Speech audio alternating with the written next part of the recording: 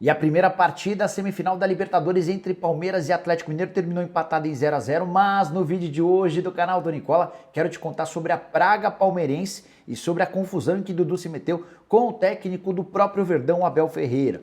Bora falar também sobre o São Paulo, que tem dois jogadores extremamente importantes e promissores. O tricolor não consegue renovar o contrato com esses atletas. Por falar em jogador bom e que pode ficar livre no mercado, Aloysio Boi Bandido, Ricardo Goulart, entre outros, estão num clube que pode fechar a qualquer momento. Eu vou dar mais detalhes daqui a pouquinho.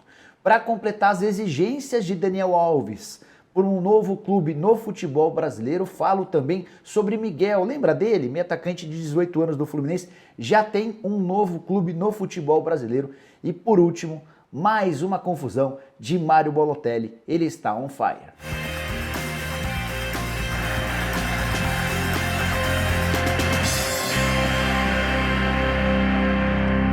Fala aí pessoal, sou o Jorge Nicola, bem-vindos a mais um vídeo do canal, é bem legal ter vocês por aqui. Antes de começar a passar todas as informações, só pedir para deixarem like, se inscreverem no canal apertando esse botãozinho vermelho de inscreva-se e lembrar que o programa do Nicola dessa quarta-feira começa às 7 da noite ao vivo. Na hora de você entrar, mandar suas perguntas, aquilo que eu não souber, repasso para as minhas fontes via WhatsApp, combinado? Bom, bora começar o vídeo, não sem antes dividir só mais uma dica importante para você. Se você já ouviu falar sobre apostas esportivas, certamente já conhece a NetBet. A NetBet é referência no assunto, tá? Há 20 anos no mercado e com uma equipe de suporte brasileira para te atender a qualquer momento. Mas vamos para a parte que interessa. Faça agora mesmo o seu primeiro depósito usando o código NetBetBrasil para receber a oferta de boas-vindas da NetBet. Uma vez inserido o código corretamente e seu depósito processado, você será acreditado com uma aposta grátis de 100% do valor do seu primeiro depósito, até R$200 mais R$20 no cassino ao vivo, além de 10 rotações grátis em Las Vegas. Então não perca essa oportunidade, clique já no link que está no comentário fixo desse vídeo para você acessar o site da NetBet e ter direito a todas essas vantagens. Não vai ficar fora dessa, hein? netbet.com.br, o site dos campeões. Agora sim, bora começar o vídeo falando sobre Mário Balotelli, o italiano que nunca deixa de se meter em confusão. Jogador que quase veio parar no Flamengo, no Vasco da Gama, já foi especulado em outros clubes e hoje está num time pequeno da Turquia. O nome desse clube é o Adana Demirspor. Pois bem, esse time estava enfrentando o Beşiktaş no Campeonato Turco. O Beşiktaş é o atual campeão, é o grande favorito ao título dessa temporada. E o Beşiktaş vencia por 3 a 0. O Balotelli assistia tudo do banco de reservas, o time dele reagiu, diminuiu para 3 a 1 e ele entrou na partida. Pois bem, com um chute de fora da área e um bonito gol, o Balotelli diminuiu mais ainda o placar, 3 a 2. E na comemoração ele foi até a frente do banco de reservas do time adversário, apontou para o técnico e apontou também para a cabeça dele, fazendo referência a uma frase dita pelo treinador adversário em 2013. Na oportunidade, como comentarista de TV, o Sergen Yalçın havia dito que o Balotelli não tinha cérebro. Tudo por causa de uma confusão que ele se meteu durante uma pré-temporada, quando ainda defendia o Manchester City.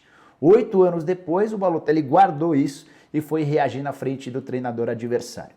O Balotelli ainda participou do lance que resultou no terceiro gol do time dele, placar final de 3 a 3. Não satisfeito, o Balotelli esperou acabar a partida, foi até o banco de reservas adversário de novo e falou mais alguma coisa que desencadeou uma enorme confusão por lá. Bora falar agora sobre Miguel, meio atacante de só 18 anos de idade do Fluminense, apontado durante muito tempo como uma das grandes promessas de Xerém. Ele entrou na justiça há coisa de um mês contra o Flu, acabou vencendo, parou de treinar no Fluminense e aguardava uma definição da justiça para poder se acertar com algum clube. O Santos e o Internacional eram dois interessados de forma pública no meio atacante, mas nessa terça-feira o Red Bull Bragantino chegou a um acordo com o Miguel e também com o Fluminense. O Miguel vai tirar a ação na justiça contra o Flu e vai deixar 30% do valor de uma venda futura para o tricolor carioca. Ele ainda topou também abrir mão da grana que ele cobrava daqui até a metade do ano que vem, quando acabava seu contrato. Com esse novo acordo, que vai ser firmado nos próximos dias, o Red Bull Bragantino passa a ter 50% dos direitos econômicos do Miguel, Fluminense passa a ter 30%, enquanto o jogador fica com 20%. Ele vai assinar um contrato até dezembro de 2022, prorrogável por outros 5 anos. É bem o estilo de jogador que o Red Bull Bragantino gosta. Jogador jovem, com bastante talento e muito potencial. Embora é importante contar essa política do Red Bull Bragantino de não se meter em confusão com os clubes. Ele sempre tenta adotar esse discurso pacificador, deixando para o Fluminense um percentual de uma venda futura. É legal também lembrar que essa informação foi contada primeiro pelo Everton Guimarães da Rede Bandeirantes. Bora falar agora sobre Daniel Alves, que até agora ainda não anunciou seu novo clube. O tempo está acabando. Ele tem até essa sexta-feira, se quiser atuar no futebol brasileiro ainda em 2021, para fechar com algum time, isso porque no dia 24, ou seja, sexta-feira, encerra-se o prazo de inscrições no Campeonato Brasileiro. Propostas oficiais na mesa de Atlético Paranaense, contrato só até dezembro, proposta do Fluminense, um contrato bem mais longo e conversas com o Flamengo já há bastante tempo, esbarrando nas exigências do Daniel Alves. E é sobre elas que eu quero tratar nesse vídeo. Daniel tem deixado claro para os clubes brasileiros que só vai aceitar assinar um contrato se ele tiver a possibilidade de deixar esse clube de graça a qualquer momento diante de propostas do futebol europeu. Com 38 anos de idade e decepcionado com a passagem pelo São Paulo, Daniel não esconde dos times interessados que pensam em voltar à Europa, especialmente se pintar um clube grande. O nome dele tem sido especulado no Barcelona, que passa por todas as dificuldades financeiras e técnicas, é um dos piores times do Barcelona nos últimos tempos. O grande lance é que o Daniel só pode jogar no Barça a partir de janeiro do ano que vem, quando reabre a janela de transferências por lá. Não dá para ele ficar parado durante esses 3 meses finais do ano, até porque ele sonha em jogar na seleção brasileira. Resta saber se o Flu, o Atlético Paranaense ou o Flamengo vão aceitar essa imposição de saída de graça para qualquer clube do futebol europeu. Só para arrematar, o Daniel nas tratativas também tem deixado claro que quer jogar como lateral direito. Até porque é nessa posição que ele sabe que tem chances de participar da Copa do Mundo de 2022 no Catar. A curiosidade é que foi ele quem se inventou numa outra posição quando chegou ao São Paulo, exigiu que fosse um meio-campista. Bora falar agora sobre a situação do Guangzhou Evergrande, o grande campeão do futebol chinês nos últimos tempos, repleto de brasileiros. O clube corre enorme risco de fechar as portas. Tudo porque a Evergrande, uma das maiores incorporadoras do mundo, corre enorme risco de falir.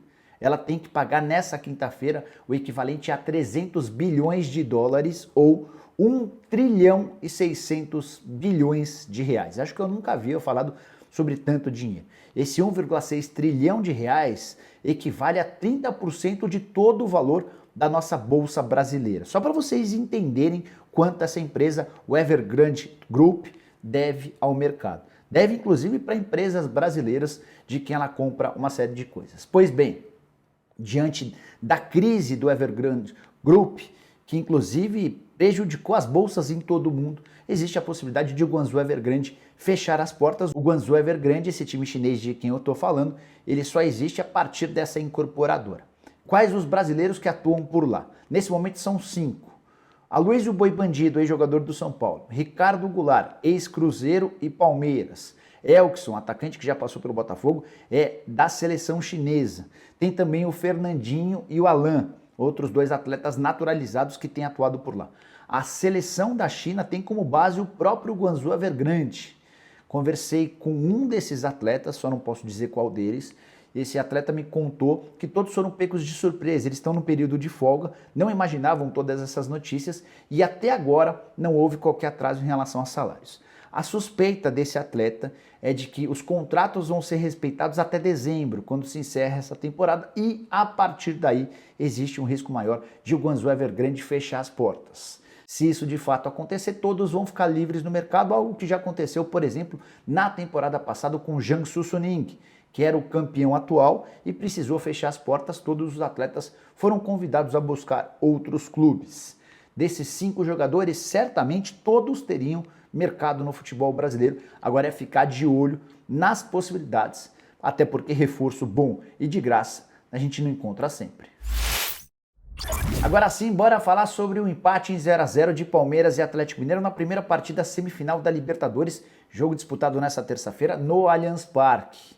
O Atlético Mineiro foi melhor do que o Palmeiras durante a maior parte da partida e pareceu sempre muito mais perto de marcar o primeiro gol do que o contrário, mesmo jogando na condição de visitante.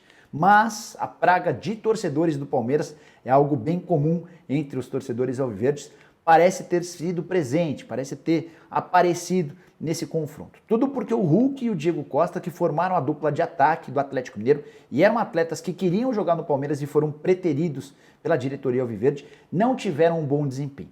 O Diego Costa saiu machucado aos 8 minutos do segundo tempo. Sentiu uma fisgada na coxa, ainda não há uma projeção de quando ele volta, mas dificilmente vai estar à disposição para a partida da próxima terça-feira.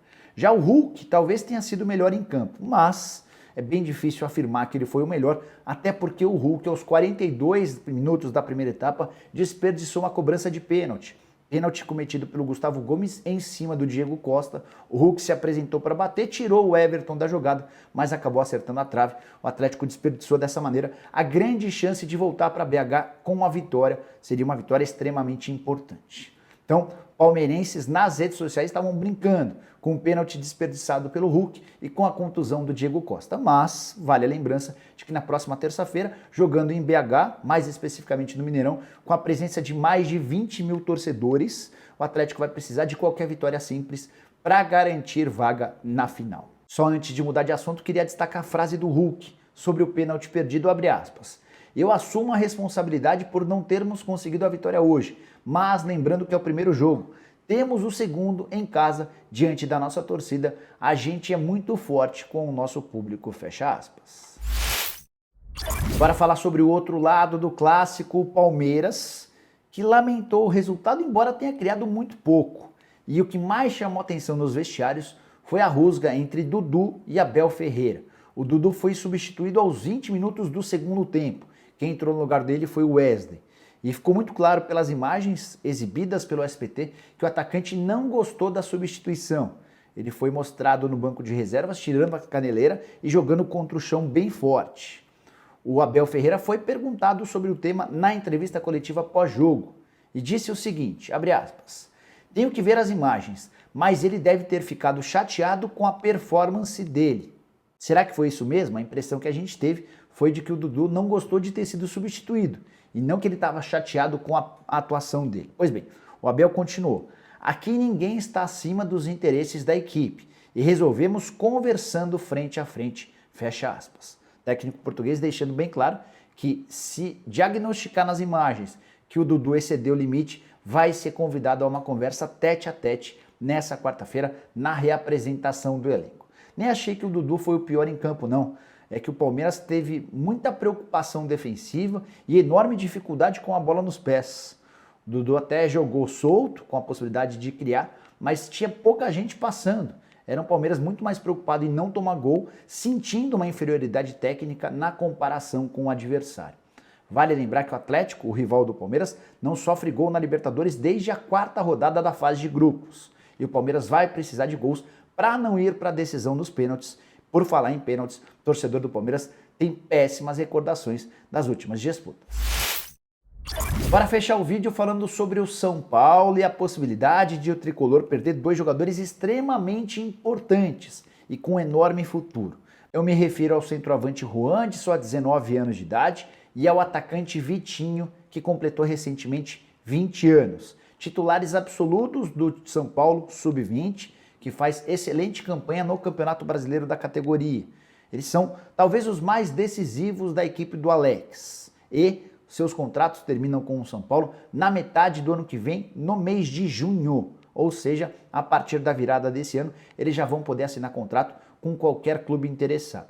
Antes de gravar o vídeo, conversei com o presidente do São Paulo, com o Júlio Casares, sobre esse caso. Ele contou que todos os assuntos relacionados às renovações de atletas da base são tocadas pelo Marcos Biasotto, que é o responsável pelas categorias de base. Mas admitiu que o São Paulo tem encontrado dificuldades na prorrogação do vínculo desses atletas. A ideia do São Paulo era ter estendido esses contratos bastante tempo atrás. Já existem negociações há alguns meses, mas tanto o Juan quanto o Vitinho têm exigido uma série de compensações financeiras que não são, na visão do São Paulo hoje, consideradas justas. São Paulo tem sofrido com prorrogações de contrato. Foi assim recentemente, por exemplo, com o Rodrigo Nestor, que passou a ganhar um baita salário sob o risco de ir embora de graça.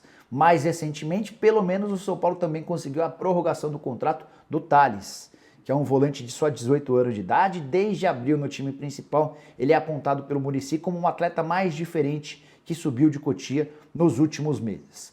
Voltando a falar sobre o Juan e sobre o Vitinho. Juan, como eu contei, tem 19 anos de idade, chegou em Cotia aos 16, entre aspas, roubado do Palmeiras. O Palmeiras tinha tudo certo para contar com o Juan, ele estava emprestado ao Palmeiras do União Barbarense. São Paulo foi mais esperto e fechou acordo com o time de Santa Bárbara do Oeste. O próprio Palmeiras já afirmou que está de olho na possibilidade de roubar novamente o Juan, agora do São Paulo. Sobre o Vitinho, atacante de 20 anos de idade, ele tem 15 jogos, 10 gols e 6 assistências na atual temporada. No profissional já atuou 2 jogos, só 9 minutos. Ficou faltando falar sobre os números do Juan, né? No ano, em 2021, com a camisa do time sub-20, são 11 jogos, 7 assistências e 5 gols. Ele é o centroavante titular do time do São Paulo sub-20, barrando, por exemplo, o Facundo Millan, que veio do Uruguai com muito cartaz. O Juan chegou a estrear recentemente pelo time principal, esteve em campo em 32 minutos, no empate 1-1 com o Juventude em Caxias do Sul. Bom, pessoal, eram essas as várias informações que eu queria dividir com vocês nessa quarta-feira. Espero que vocês tenham curtido o vídeo e deixem like por aqui. Se ainda não se inscreveu no canal do Nicola, aperta esse botãozinho vermelho e junte-se a 1.070.000 inscritos. A gente volta à tarde com mais um vídeo e a partir das 7 da noite com o programa do Nicola ao vivo. Abraço, tchau, tchau!